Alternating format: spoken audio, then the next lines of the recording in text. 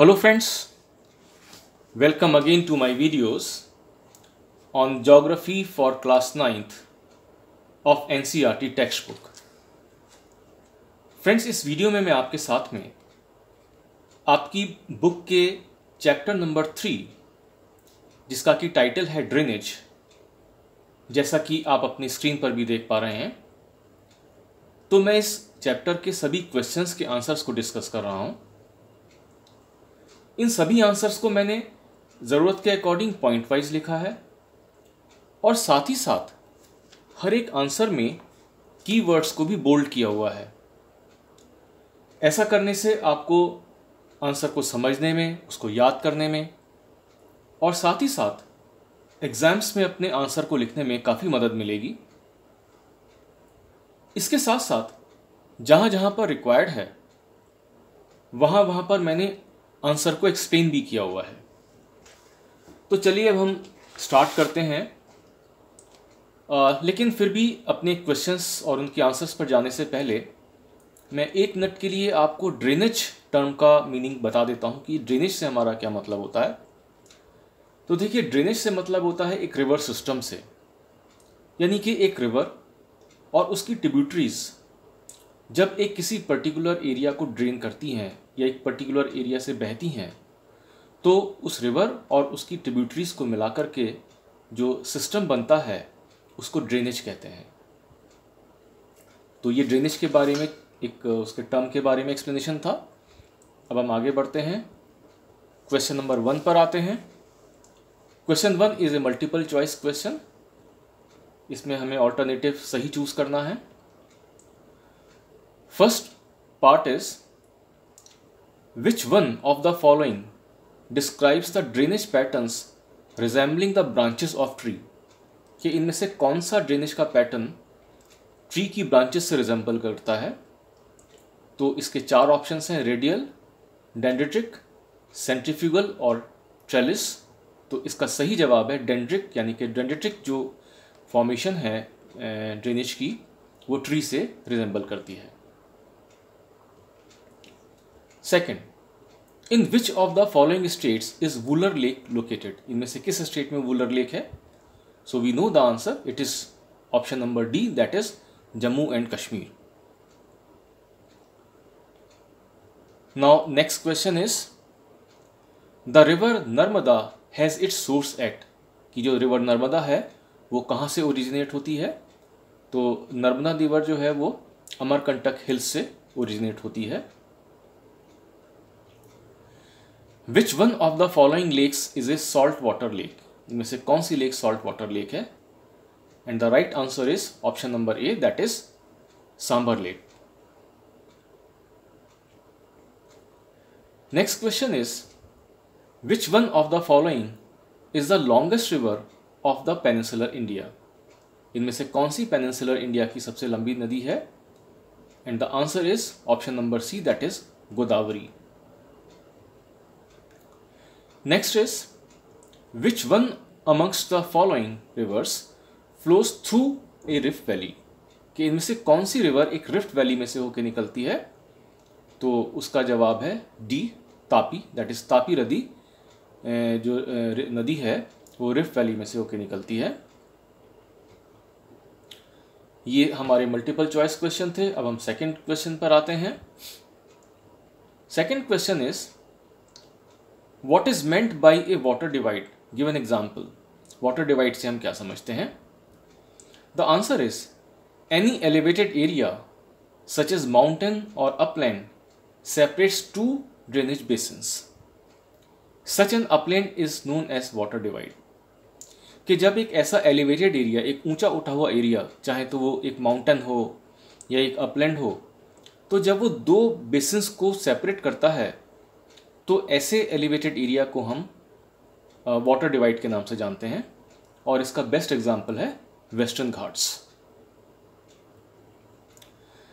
Next question, which is the largest river basin in India? Bharat में सबसे लंबा river basin क्या है? So the largest river basin in India is the Ganga river basin. Next, where do the rivers Indus and Ganga have their origin? River Indus और गंगा कहाँ से originate होती हैं? The answer is Indus originates from Mansarovar and Ganga from Gangotri glaciers. Next, name the two head streams of the Ganga. Where do they meet to form the Ganga? ये गंगा की दो head streams का नाम बताएं, यानी कि दो ऐसी नदियां जो कि मिल जाती हैं तो गंगा बनती हैं। तो ऐसी दो हेड स्ट्रीम्स के नाम हैं अलकनंदा और भागीरथी। ये दोनों नदियां देवप्रयाग में मिलती हैं, और जब ये दोनों नदियां अलग अलग जगह से देवप्रयाग में आके मिलती हैं तब गंगा की फॉर्मेशन होती है। Why does the Brahmaputra in its Tibetan part has less straight despite a longer course? यानी कि ब्रह्मपुत्र रिवर जो है वो तिब्बत में काफ़ी लंबा उसका कोर्स है, काफ़ी लंबी डिस्टेंस वो तय करती है, लेकिन फिर भी उसमें बहुत कम स्लिट आती है। इसका क्या कारण है? The answer is Brahmaputra carries a smaller volume of water and less slit in Tibet as it is a cold and dry area. तो अब जो तिब्बत है वो एक कोल्ड एरिया है, ड्राई है, वहाँ पे पानी कम होता है। तो जब रिवर में पानी कम है तो वो उसका फ्लो भी कम होगा, इसलिए वो अपने साथ साथ कम स्लिट बहा करके लेके आती है। लेकिन जब ब्रह्मपुत्र इंडिया में एंटर कर जाती है असम में, तो फिर उसका फ्लो भी तेज हो जाता है और पानी भी उसमें काफ़ी आ जाता है। Which two peninsular rivers flow through? दो कौन सी ऐसी पेनिनसुलर रिवर्स हैं जो पैरेलल बहती हैं? The answer is Narmada and Tapi are the two peninsular rivers that flow through. ये दो नदियां पैरेलल चलती हैं। State some economic benefits of rivers and lakes. Rivers और लेक्स के कुछ इकोनॉमिक बेनिफिट्स बताएं। सबसे पहले हम लेक्स के बेनिफिट्स देखते हैं। Lakes are highly valuable to human beings as they help to regulate the flow of water. Lakes हमारे लिए काफ़ी ज़रूरतमंद हैं, काफ़ी हमारे लिए इम्पॉर्टेंट हैं, क्योंकि ये वाटर फ्लो के, नदी में जो वाटर फ्लो होता है वो उसको रेगुलेट करती हैं। तो कैसे रिवर्स का वाटर फ्लो रेगुलेट करती हैं lakes? They prevent flooding during heavy rainfall and during the dry season they help to maintain an even flow of water. तो क्या होता है कि जब बहुत हैवी रेनफॉल होता है और रिवर में एक्सेस वाटर हो जाता है तो वो लेक में चला जाता है, जिससे कि रिवर में वाटर एक फ्लो में आ जाता है, बहुत नहीं बढ़ पाता है। और जब ड्राई सीजन हो जाता है, जब रिवर में पानी कम हो जाता है, तो लेक का पानी रिवर में चला जाता है। तो इस तरह से रिवर जो है वो जो लेक है वो रिवर के वाटर को रेगुलेट करती रहती है। और क्या करते हैं? They moderate the climate of surrounding maintain the aquatic ecosystem. इसके साथ ही साथ जो लेक्स हैं वो जहाँ पे होती हैं वहाँ पे बहुत मॉडरेट क्लाइमेट रखती हैं। वहाँ पे ज़्यादा गर्मी नहीं होती है, ठंडक रहती है, और एक अच्छा सा एक्वेटिक इकोसिस्टम बना रहता है। क्योंकि काफ़ी बड़े एरिया में लेक्स होती हैं, तो वहाँ पे जब गर्मियों के दौरान जब वेपर्स बनते हैं तो उस एरिया में रेन्स भी हो जाती हैं। तो एक एक्वाटिक इकोसिस्टम जो है वो अच्छे से वहाँ बना रहता है। ना सिर्फ इतना, they also enhance natural beauty, help develop tourism and provide recreation. तो इसके साथ ही साथ नेचुरल ब्यूटी भी होती है, टूरिज्म को भी अट्रैक्ट करती हैं। तो ये सब लेक्स के बेनिफिट्स हैं। अब रिवर्स के क्या बेनिफिट्स होते हैं? Reverse have fulfilled our very fundamental needs through out the human history. शुरुआत से ही, ह्यूमन हिस्ट्री से ही हम देखते हैं कि हमारी ह्यूमन बींग्स की जितनी भी फंडामेंटल नीड्स हैं उन सभी को रिवर्स पूरा करती हैं। River water is a basic natural resource, it is essential for various human activities. और जो रिवर वाटर है वो एक नेचुरल रिसोर्स है और ये हमारी बहुत सारी ज़रूरतों को पूरा करता है।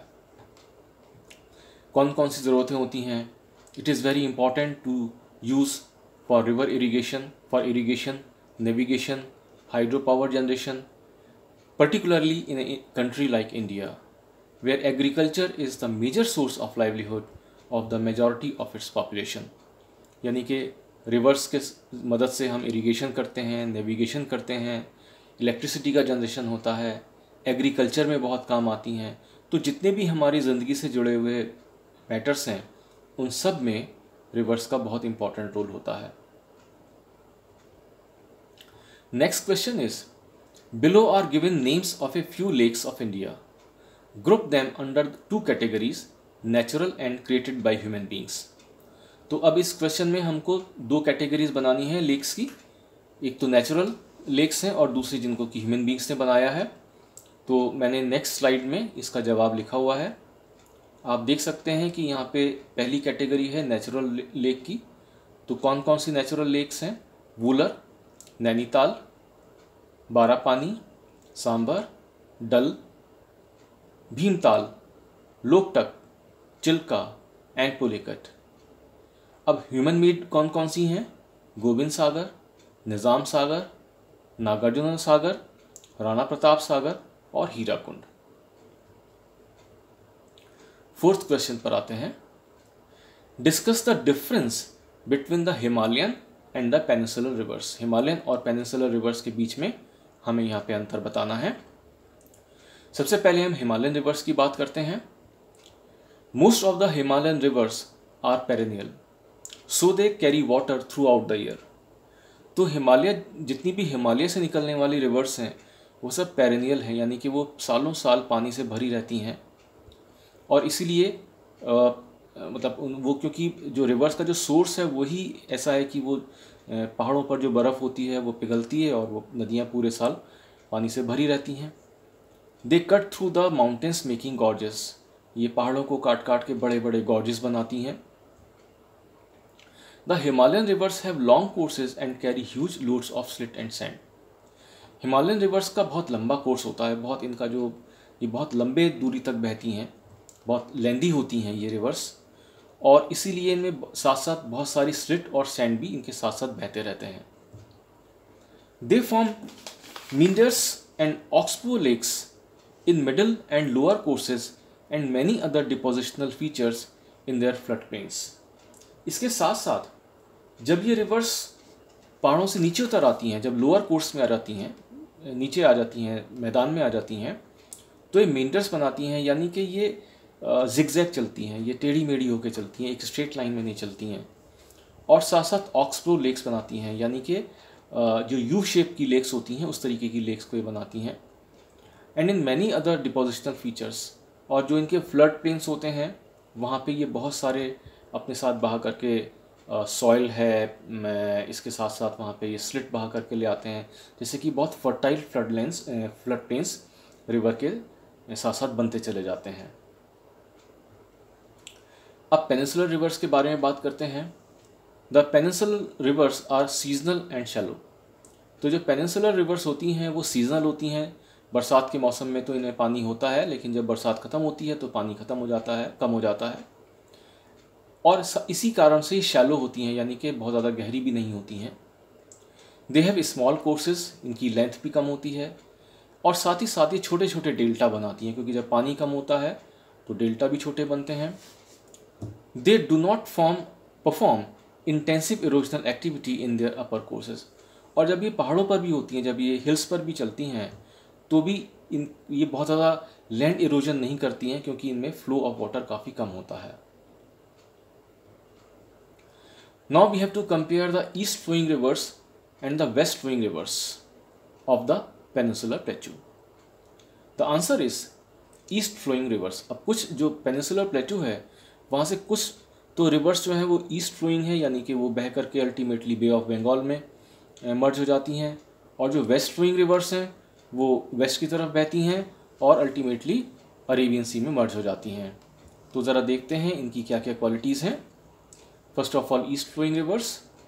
East flowing rivers are long, ये ज़्यादा लंबी हैं comparison to west flowing rivers के। They form large drainage basins, इनके जो ड्रेनेज बेसिन्स होते हैं ये ज़्यादा बड़े एरिया को ड्रेन करती हैं, and they form deltas also.